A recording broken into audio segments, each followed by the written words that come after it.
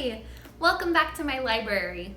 Today we're going to read chapter 16 of The BFG by Roald Dahl, illustrated by Quentin Blake.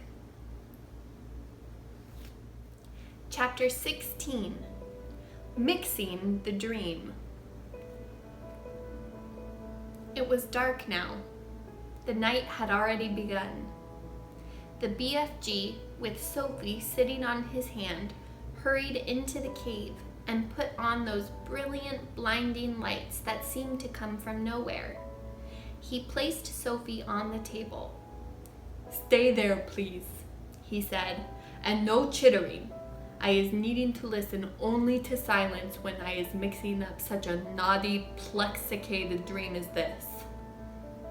He hurried away from her. He got out an enormous empty glass jar that was the size of a washing machine. He clutched it to his chest and hurried towards the shelves on which stood the thousands and thousands of smaller jars containing the captured dreams. "Dreams about giants," he muttered to himself as he searched the labels. "The giants is guzzling human beings. No, not that one. Nor that one. Here's one, and here's another." He grabbed the jars and unscrewed the tops. He tipped the dreams into the enormous jar he was clutching, and as each one went in, Sophie caught a glimpse of a small green blob tumbling from one jar into the other. The BFG hurried towards another shelf. "Now," he muttered, "I is wanting dreams about giggle houses for girls and boggle boxes for boys." He was becoming very tense now. Sophie could almost see the excitement bubbling inside him as he scurried back and forth among his beloved jars. There must have been 50,000 dreams altogether up there on the shelves, but he seemed to know almost exactly where every one of them was. "Dreams about a little girl," he muttered, "and dreams about me, about the BFG. Come on, hurry up, get on with it. Now where in the wonky world is I keeping those?" And so it went on. In about half an hour, the BFG had found all the dreams he wanted and had tipped them into one huge jar. He put the jar on the table.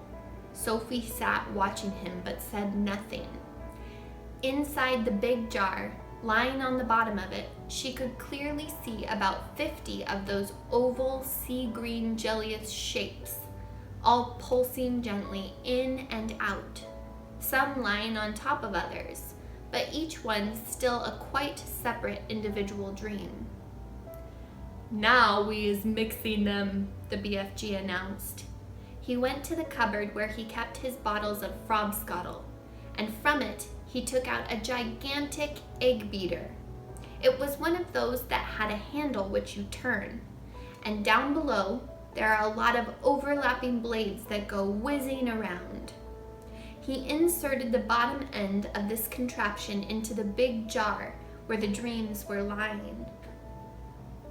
"Watch," he said. He started turning the handle very fast. Flashes of green and blue exploded inside the jar. The dreams were being whisked into a sea green froth. "The poor things," Sophie cried. "They is not feeling it," the BFG said as he turned the handle. "Dreams is not like human beings or animals. They has no brains. They is made of zosimus." After about a minute, the BFG stopped whisking. The whole bottle was now full to the brim with large bubbles. They were almost exactly like the bubbles we ourselves blow from soapy water, except that these had even brighter and more beautiful colors swimming on their surface. "Keep watching," the BFG said.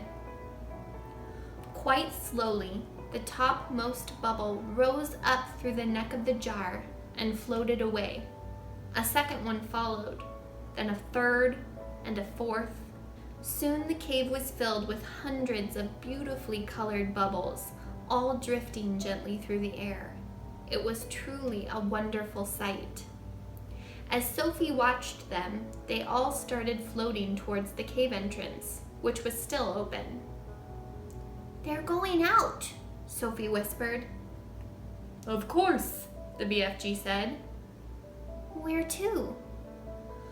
"Those is all little tiny dream bits that I isn't using," the BFG said. "They is going back to the misty country to join up with proper dreams." "It's all a bit beyond me," Sophie said. "Dreams is full of mystery and magic," the BFG said. "Do not try to understand them. Look in the big bottle, and you will now see the dream you was wanting for the queen." Sophie turned and stared into the great jar. On the bottom of it, something was thrashing around wildly, bouncing up and down and flinging itself against the walls of the jar. "Good heavens!" she cried. "Is that it?" "That's it," the BFG said proudly. "But it's horrible," Sophie cried. "It's jumping about. It wants to get out." "That's because it's a truggle humper," the BFG said. "It's a nightmare." "Oh, but I don't want you to give the queen a nightmare," Sophie cried. "If she is dreaming about giants guzzling up little boys and girls, then what is you expecting it to be except a nightmare?" the BFG said. "Oh no," cried Sophie. "Oh yes," the BFG said. "A dream where you is seeing little chidlers being eaten is about the most frightsome, truggle-humping dream you can get. It's a kicksy bog thumper. It's a wopsy grob switcher. It is all of them riddled into one. It is as bad as that dream I blew into the flesh lump eater this afternoon. It is worse." Sophie stared down at the fearful nightmare dream that was still thrashing away in the huge glass jar. It was much larger than the others. It was about the size and shape of, shall we say, a turkey's egg. It was jellyish. It had tinges of bright scarlet deep inside it. There was something terrible about the way it was throwing itself against the sides of the jar. "I don't want to give the queen a nightmare," Sophie said. "I is thinking," the BFG said, "that your queen will be happy to have a nightmare if having a nightmare is going to save a lot of human beings from being gobbled up by filthsome giants. Is I right or is I left?" "I suppose you're right," Sophie said. "It's got to be done." "She will soon be getting over it," the BFG said. "Have you put all the other important things into it?" Sophie asked. "When I is blowing that dream into the queen's bedroom," the BFG said, "she will be dreaming every single little thing-a-ling-a-ling you is asking me to make her dream." "About me sitting on the windowsill?" "That part is very strong." "And about a big friendly giant?" "I is putting a nice long gobbet about him," the BFG said. As he spoke, he picked up one of his smaller jars and very quickly tipped the struggling, thrashing troggle humper out of the large jar into the small one. Then he screwed the lid tightly on the small jar.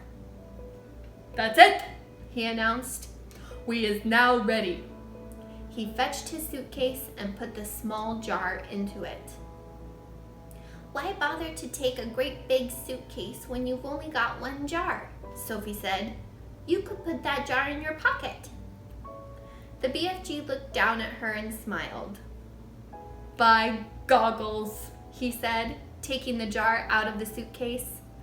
"Your head is not quite so full of grime sludge after all. I can see you is not born last week." "Thank you, kind sir," Sophie said, making a little curtsy from the tabletop. "Is you ready to leave?" the BFG asked. "I'm ready," Sophie cried. Her heart was beginning to thump at the thought of what they were about to do. It really was a wild and crazy thing. Perhaps they would both be thrown into prison. The BFG was putting on his great black cloak. He tucked the jar into a pocket in his cloak. He picked up his long, trumpet-like dream blower. Then he turned and looked at Sophie, who was still on the tabletop. "The dream bottle is in my pocket," he said. "Is you going to sit in there with it during the travel?" "Never!" cried Sophie. "I refuse to sit next to that beastly thing." "Then where is you going to sit?" the BFG asked her. Sophie looked him over for a few minutes. Then she said, "If you would be kind enough to swivel one of your lovely big ears so that it is lying flat like a dish, that would make a very cozy place for me to sit." "By gumbo, that is a squackling good idea," the BFG said. Slowly, he swiveled his huge right ear until it was like a great shell facing the heavens. He lifted Sophie and placed her into it. The ear itself, which was about the size of a large tea tray, was full of the same channels and crinkles as a human ear. It was extremely comfortable. "I hope I don't fall down your ear hole," Sophie said, edging away from the large hole just beside her. "Be careful not to do that," the BFG said. "You would be giving me a cronking earache." The nice thing about being there was that she could whisper directly into his ear. "You is tickling me a bit," the BFG said. "Please do not jiggle about." "I'll try not to," Sophie said. "Are we ready?" "Ow!" yelled the BFG. "Don't do that." "I didn't do anything," Sophie said. "You is talking too loud. You is forgetting that I is hearing every little thing-a-ling-a-ling 50 times louder than usual. And there you is shouting away right inside my ear." "Oh gosh," Sophie murmured. "I forgot that." "Your voice is sounding like thunder and trumpets." "I'm so sorry," Sophie whispered. "Is that better?" "No!" cried the BFG. "It sounds as though you were shooting off a blunderbuss." "Then how can I talk to you?" Sophie whispered. "Don't!" cried the poor BFG. "Please don't. Each word is like you was dropping buzz bombs in my ear hole." Sophie tried speaking right under her breath. "Is this better?" she said. She spoke so softly, she couldn't even hear her own voice. "That's better," the BFG said. "Now I is hearing you very nicely. What is it you was trying to say to me just now?" "I was saying, are we ready?" "We is off!" cried the BFG, heading for the cave entrance. "We is off to meet Her Magister, the Queen." Outside the cave, he rolled the large round stone back into place and set off at a tremendous gallop. And that's the end of chapter 16. Sophie has to talk really quietly in this chapter. How quiet can you make your voice? Make sure you like and subscribe so you're here for the next chapter. See you soon.